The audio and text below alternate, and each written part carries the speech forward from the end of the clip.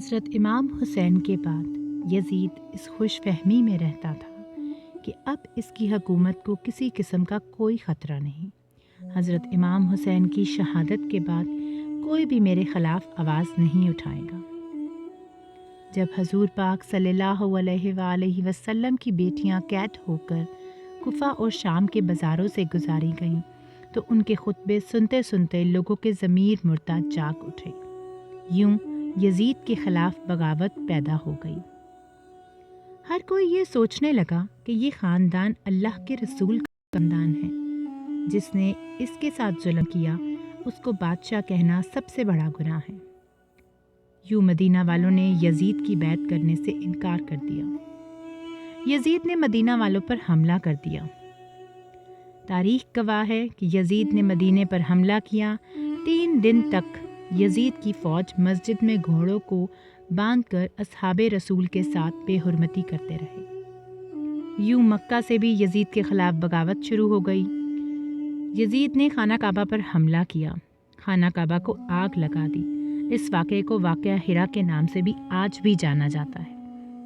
ہر کوئی یزید پر لعنت کرتا ہے۔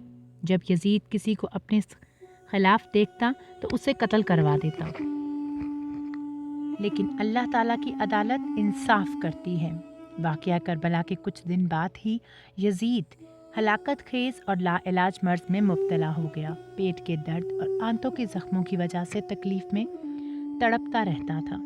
اس کی آنتیں جل رہی تھیں، اندر ہی اندر ختم ہو رہی تھیں۔ سارے حکیم پریشان ہو گئے تھے کہ یہ کیسی بدترین بیماری ہے کہ تمہارا پیٹ اندر سے ختم ہوتا جا رہا ہے۔ یزید کو شدید پیاس لگتی تھی۔ وہ سب سے پانی مانگتا، مگر جب وہ پانی گلے سے گزارنے کی کوشش کرتا تو پانی اس کے پیٹ کو جلاتا تھا۔ اس کے محل کے لوگ یزید کی یہ حالت دیکھ کر کہتے تھے کہ اس کی یہ حالت حسین ابن علی رضی اللہ عنہ کو پیاسا رکھنے کی وجہ سے ہے۔ یہ عذاب الہی ہے۔ یزید کو اپنی موت کا یقین ہو گیا۔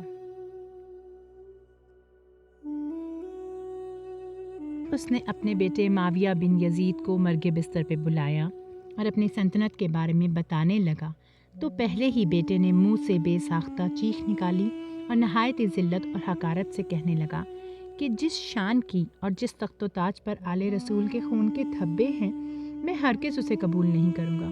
خدا اس منحوس سلطنت کی وراثت سے مجھے ہمیشہ محروم رکھے، جس کی بنیادیں نواسۂ رسول کے خون پر رکھی گئی ہیں۔ موت سے کچھ دن پہلے یزید کی آنتیں سڑ گئی، اس میں کیڑے پڑ گئے۔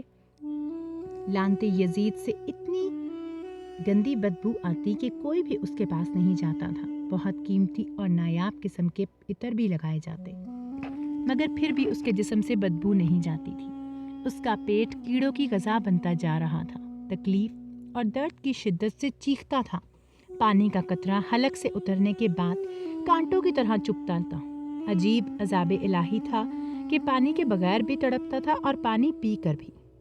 یزید کو اس وقت کا بدترین نشے کا شربت پلایا گیا تاکہ وہ درد میں نہ تڑپے۔ ایک دن یزید نشے کی حالت میں سپاہیوں سے کہنے لگا، میرا وہ بندر کہاں ہے جو میرے ساتھ رہتا ہوتا تھا؟ لوگوں نے کہا شاید جنگل کی طرف نکلا ہے۔ وہ اپنے گھوڑے پر سوار ہو کے جنگل کی طرف نکلا تو گھوڑے نے یزید کو اپنی پیٹھ سے گرا دیا۔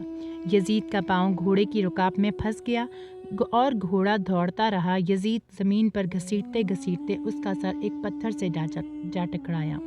گھوڑا بھاگتا رہا یہاں تک کہ یزید کا پورا جسم ٹکڑے ٹکڑے ہونے لگا۔ چند روز تک اس کی لاش کو چیل کوے کھاتے رہے۔ بالآخر سپاہی اس کو ڈھونڈتے ہوئے اس کے پاس پہنچے تو اس کی لاش میں ایسی ہولناک بدبو تھی کہ قریب جانا تو بہت ہی مشکل تھا۔ ایک گڈھا کھود کر اس کی لاش کو اس میں دفن کر دیا۔ یزید کی لاش شام میں کسی گندگی کے ڈھیر کے نیچے دبی ہوئی ہے۔ امام حسین نے فرمایا کہ کفر کی حکومت تو قائم ہو سکتی ہے، لیکن ظلم کی حکومت نہیں چل سکتی۔ یزید کی موت کو عبرت کا نشانہ بنایا گیا۔